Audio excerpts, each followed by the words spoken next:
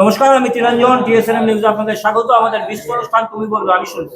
এতে আমরা কিছু বলি না, এতে বলে সাধারণ মানুষ, জনগণ, জনপ্রতিনিধি। আজ বলবে আসানসোল উত্তরের বিজেপি বিধায়ক কৃষ্ণেন্দু মুখার্জি।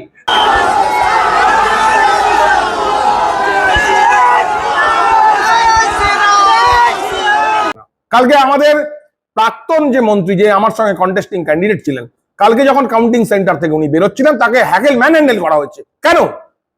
কেউ বলেছে ভারতীয় জনতা পার্টির কোনো কেউ বলেছিল এই জিনিস করবার জন্য? কেন করেছে?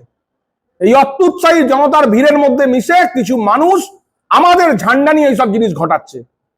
পার্টি এটাকে সমর্থন করে না, পার্টি এটার তীব্র প্রতিবাদ করছে এবং এর বিরুদ্ধে যা ব্যবস্থা করার পার্টি নেবে।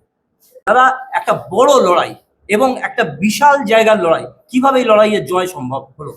দেখুন, এটা নীতি আদর্শের লড়াই। স্বৈরাচারী শাসন ব্যবস্থার বিরুদ্ধে, স্বৈরতন্ত্রের বিরুদ্ধে সাধারণ মানুষের ক্ষোভের বহিঃপ্রকাশ হয়েছে ভোট বাক্সে। তারই রেজাল্ট এটা। এই ব্যাপকভাবে মানুষের ম্যান্ডেট, গোটা পশ্চিমবঙ্গ জুড়ে এই ঘটনা। প্রেসার কুকারের মধ্যে মানুষ ছিল, সাধারণ মানুষ একটা প্রেসার কুকারের মধ্যে ছিল। প্রতিবাদের ভাষা চলে গেছিল মানুষের কাছ থেকে। মানুষ নিজের ভোট বাক্সে নিজের ভোট দিয়ে এই সরকারটাকে ছুড়ে ফেলেছে। এটা নীতি আদর্শের লড়াই।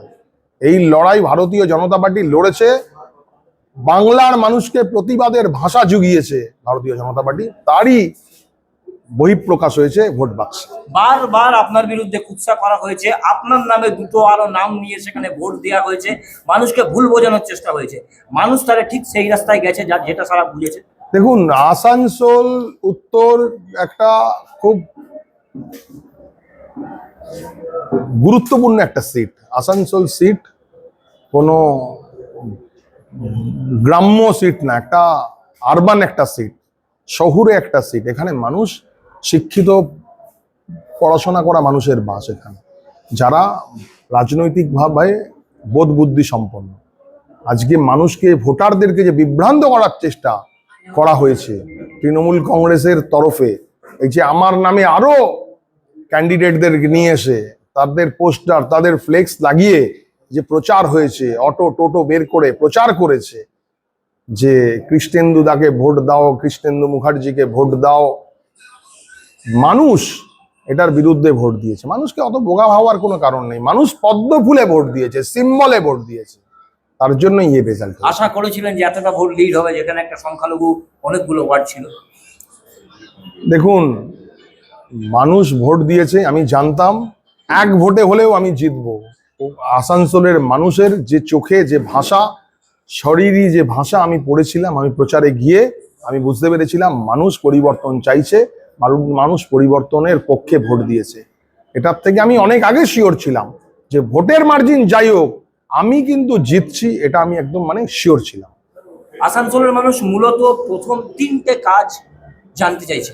প্রথম প্রায়োরিটি কোথায়? প্রথম প্রায়োরিটি যে আসানসোলের যে জলের যে হাহাকার, জল নেই, চতুর্দিকে জলকষ্ট। আপনি যে দেখুন, জল জীবন মিশনের টাকা আসার পরেও কর্পোরেশনে এর কাজ হয়নি। তার জন্য জলের হাহাকার থেকে আসানসোল শহরকে বাঁচিয়ে নিয়ে আসতে হবে।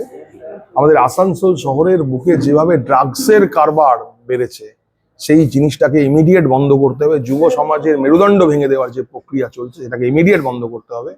আসানসোলের স্বাস্থ্য পরিষেবা যে বিঘ্নিত হচ্ছে বারবার, নীল সাদা বিল্ডিং হয়ে, সেখানে কোনো রেফার, খালি বর্ধমান আর বাঁকুড়া মেডিকেল কলেজে রেফার, কোনো ট্রিটমেন্ট হয় না, ডাক্তার নেই। এই জিনিসের পরিবর্তন আমরা চাই। এই তিনটে মূল, এর সঙ্গে তো আছে নিকাশি ব্যবস্থা, এক পশলা জলে ডুবে যাচ্ছে, রাস্তাঘাটের এই অবস্থা, অনেক কিছু আছে। কিন্তু এই তিনটে মূল বিষয়কে নিয়ে আমি আগামী দিনে লড়াই করব। শেষ একটা বার্তা, মানুষ যেটা চাইছে আসানসোলের ঠিক 2021-এর পর যেমন পোস্টপোন ভায়োলেন্স হয়েছিল, এই পার্টি অফিস দখল, বিভিন্ন জায়গায় আগুন লেগে যাওয়া, এই বিষয়টা মানুষকে কি বার্তা দেবেন এবং কর্মীদের কি বার্তা? 2021-এর 2 তারিখের পর যে পোস্টপোল হয়েছিল, সে তার রিপিটেশন হবে না।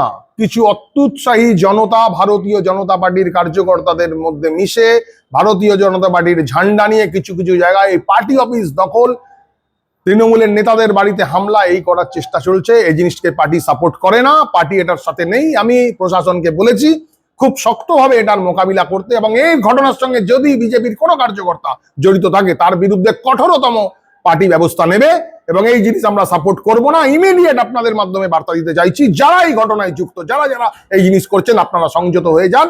ভারতীয় জনতা পার্টিকে বদনাম করার যে চেষ্টা চলছে, যে প্রক্রিয়া চলছে, সেটাকে ইমিডিয়েট বন্ধ রাখতে হবে, ইমিডিয়েট বন্ধ করতে হবে। আমরা কথা বললাম বিধায়ক কৃষ্ণেন্দু মুখোপাধ্যায়ের সঙ্গে, এবং যে বিষয়টা হচ্ছে যারা ছিল এতদিন সরকারে তারা যা করেছিল, যে অন্যায় করেছিল, ভারতীয় জনতা পার্টির কোনো কর্মী সমর্থক তা করবে না।